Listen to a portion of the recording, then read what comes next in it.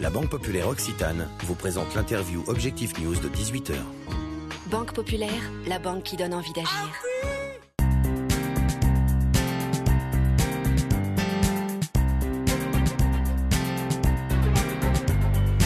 Bonsoir à tous, bienvenue sur objectifnews.tv pour le rendez-vous de 18h dans le cadre ce soir des Grands Prix de l'économie 2013.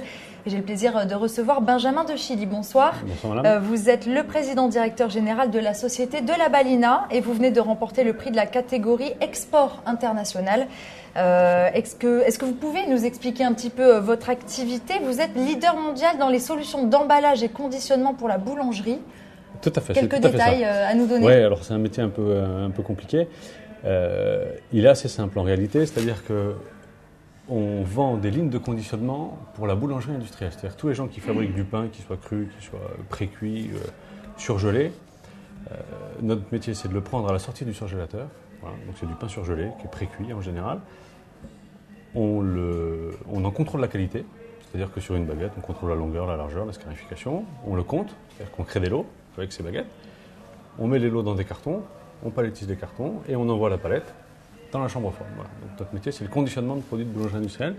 Donc nos clients, pour que ça vous parle un petit peu plus, c'est soit des gens qui fabriquent du pain pour les grandes surfaces, donc ça peut être les gens qui fabriquent le pain pour Leclerc, pour Carrefour, etc.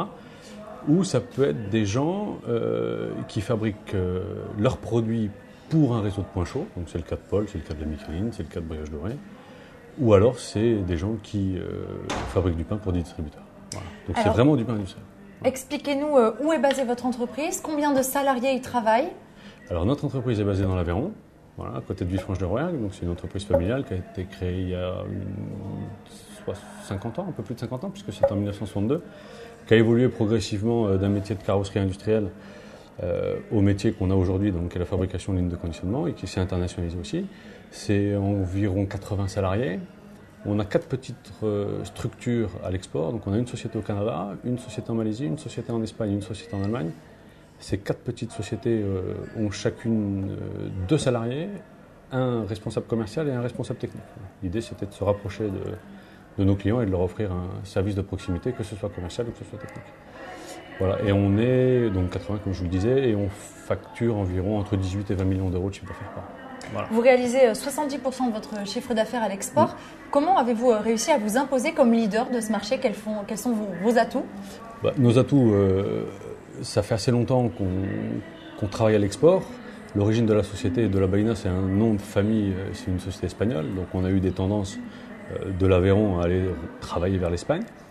Et puis un jour, au début des années 2000, on a signé pour une histoire d'homme un très gros contrat avec le leader espagnol de fabrication de produits de boulangerie industrielle qui nous a fait une référence internationale et qui nous a permis ensuite de nous développer dans des pays d'Europe et puis après d'étendre un petit peu notre marché. Donc on bosse beaucoup à l'export, donc via les salons, on fait énormément de voyages, on voyage beaucoup.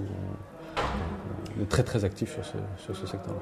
Votre développement va forcément passer par la conquête du marché asiatique. Est-ce que vous y songez déjà? Et est-ce que vous avez peut-être d'autres pays en ligne de mire? Alors l'Asie, effectivement, aujourd'hui, il y a 2 marchés sur lesquels on travaille beaucoup. C'est l'Amérique du Sud.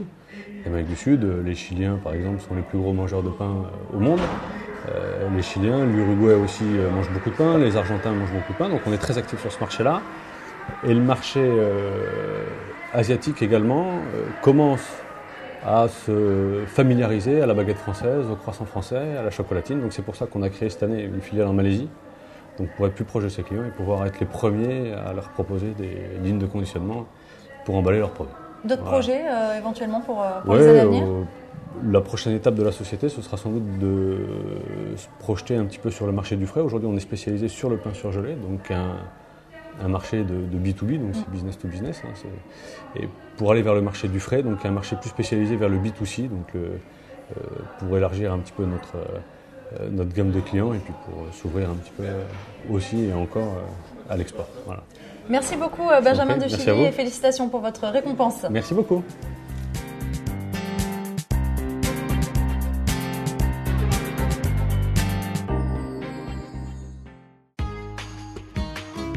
La Banque Populaire Occitane vous a présenté l'interview Objectif News de 18h. Banque Populaire, la banque qui donne envie d'agir.